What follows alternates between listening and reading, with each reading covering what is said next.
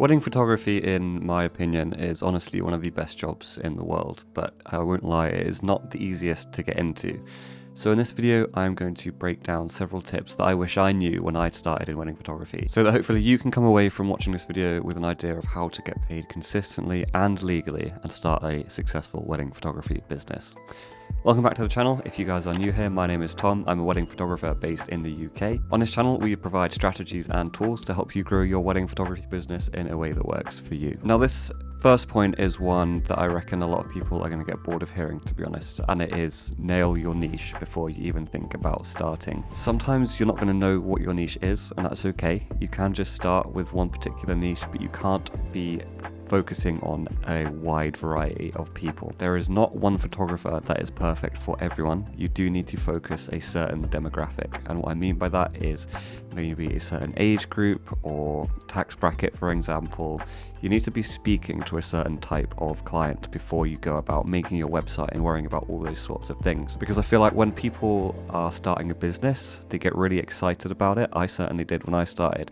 And the first thing that I started on was my website. And I just started writing. I just started making everything, posting photos, but I didn't know who I was targeting at first. And that made it really confusing for the consumer. So to give you an example of a target group, I would maybe go for something like people that are relaxed. They want a relaxed wedding, nothing too big, maybe just simply a celebration in their back garden. If that sounds like something that you would love to capture, go for those couples and write your copy, write all of the stuff on your website accordingly. The other end of the spectrum might be luxury weddings. Now, you might not think that you can target luxury weddings going straight into it, but there is absolutely nothing to stop you. You do not need loads of experience in the wedding industry to go straight for luxury weddings.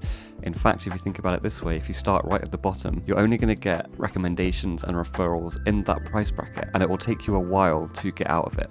And I'm speaking from experience. When I started wedding photography, I started offering my packages about £600 because that was just the done thing. It's like it was easier to get into weddings at that price, but then I was stuck there for a while. If you do want to be shooting weddings on the cheap, there is nothing wrong with that. You just know going into it that you're going to have to do a lot more work. But to circle back to the point of being able to go straight into luxury weddings at the start, pricing is simply a mindset and your branding. You do have to make sure that you have experience going into your first weddings. You can't just rock up and say, this is my first wedding ever, I'm going to go straight into luxury. Do make sure that you do some second shooting if you can, work for free for a few people before you start getting into them.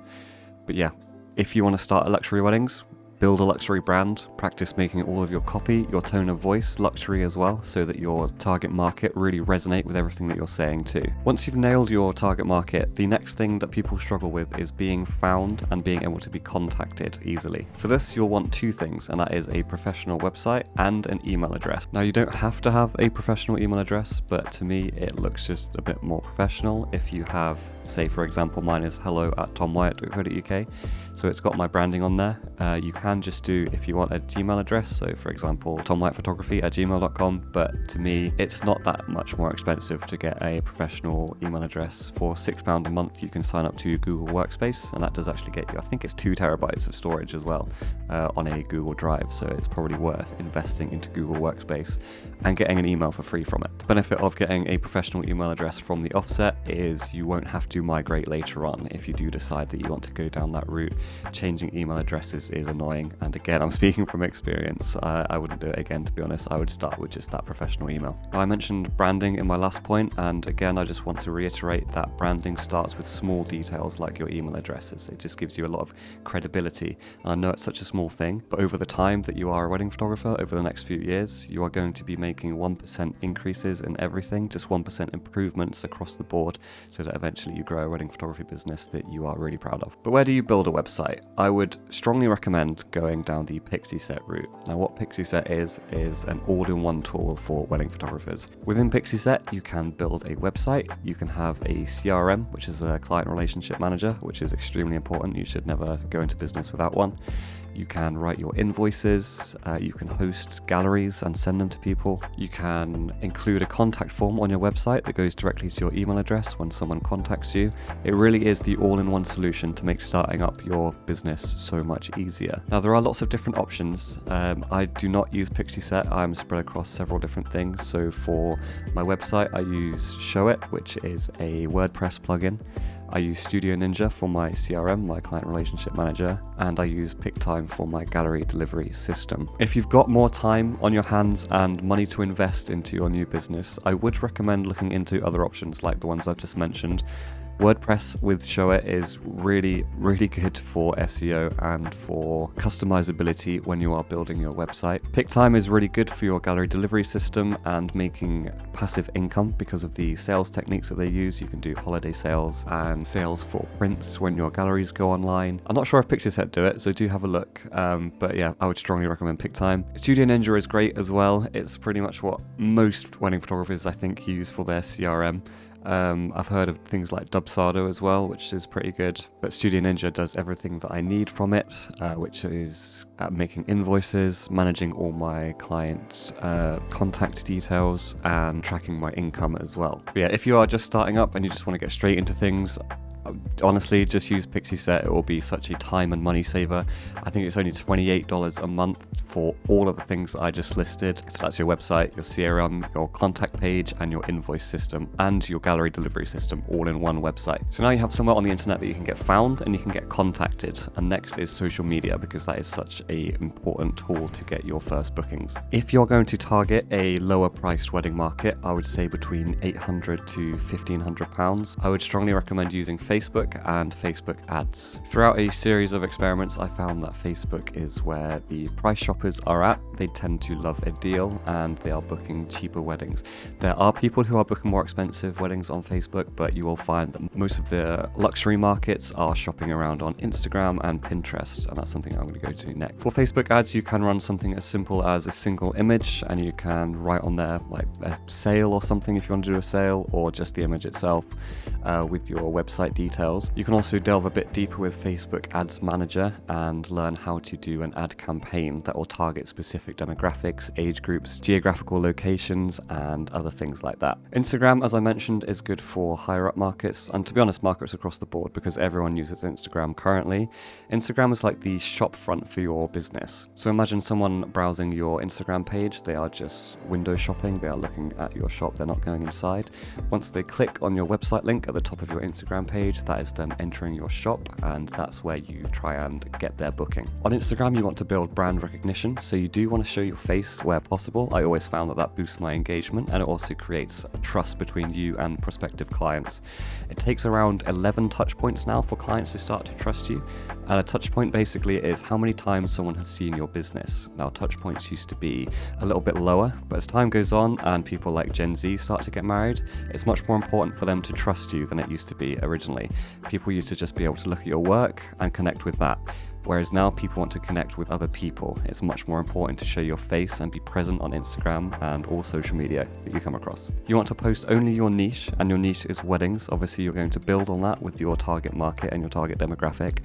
But don't post anything that's not weddings. If you want to do anything else, any other photo shoots like family or portraits, for example, I would strongly recommend putting that on a different account. I know it's quite difficult to run more than one account on Instagram, but you want to be seen as a master of your trade, not as a jack of all trades. Just put yourself into the mind of your client for a second.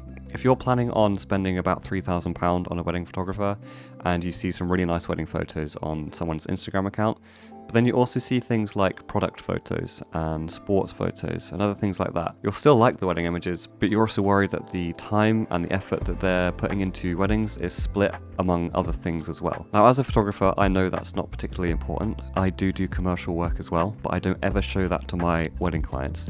And the same, I don't show my wedding work to my commercial clients, because I want them to think that commercial work is the only thing that I do, and I'm a master of that thing in particular. And whilst we're on the subject of what we want to show to our clients, you want to show only the things that are targeting your target market.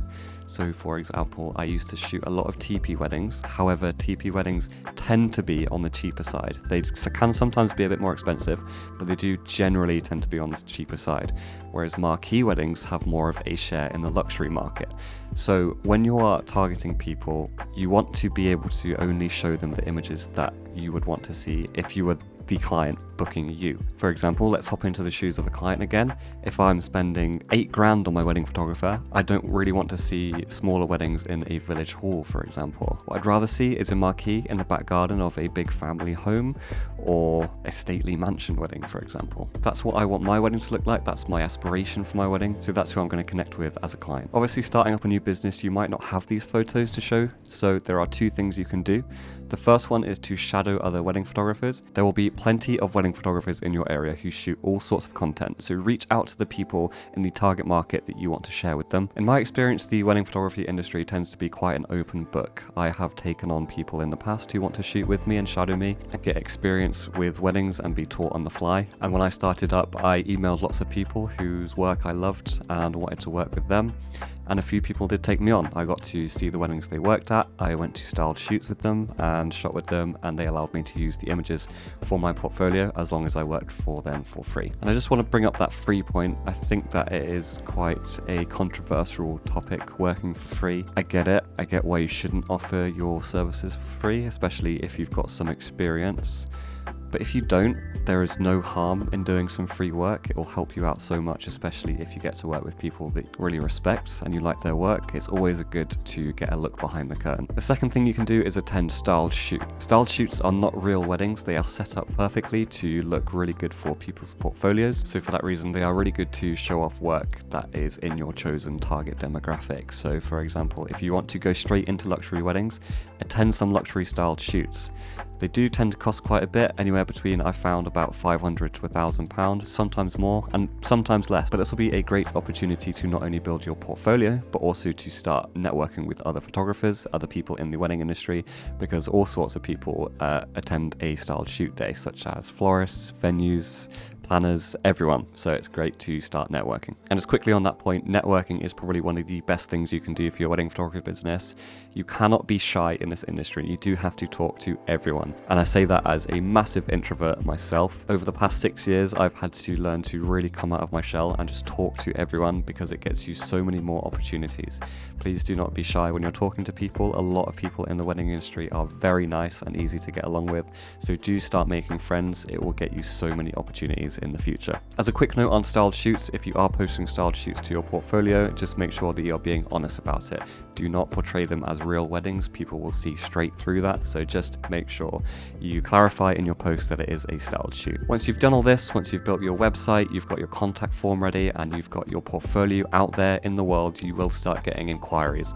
And this bit can be so exciting, but you need to be ready for it. Now, your CRM should be able to manage the invoice side, so that'll be either Studio Ninja, Dubsado, or Pixieset. Make sure that you've got a business bank account ready and you are set up with, here in the UK, the HMRC. If you earn over £1,000 in a single tax year, you do need to be registered as self-employed. You'll also need a contract, and that is something that will protect both you and your client. If you want a contract that's already written out for you and you can just replace things like the business name and your fees, for example, I do sell one on my website. I'll leave the link in the description. If not, you might want a lawyer or solicitor to write one up for you, but the contract needs to have payment terms, cancellation policy, indemnification clause, and copyright ownership. Even if you're working with friends and family, do get them to sign your contract, because it's all about practicing professionalism and your workflow. Your invoice needs to include the client and business name, your amount and due dates, and your description of services. For all bookings, I'd recommend taking a 20% deposit and having the remainder of your fee due 6 weeks before the wedding.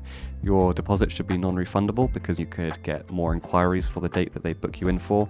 If they end up cancelling, that could be a lot of lost money. So do make sure that your 20% upfront invoice fee is non-refundable. Having things like a professional website and a solid online presence always build trust and authority, and those are things that are so important to build your wedding photography business. Now, I've crammed a lot of information here into, I don't know how long the video is going to be at the moment, but about 10 minutes. There is a lot more detail that can go into, so if there are any points that I've brought up today that you want me to expand on, please do let me know in the comments and I'll do my best to expand on the things that you need help with. If you found this video helpful, please do leave a like and subscribe, and as always, thank you guys for watching, and I'll see you in the next one.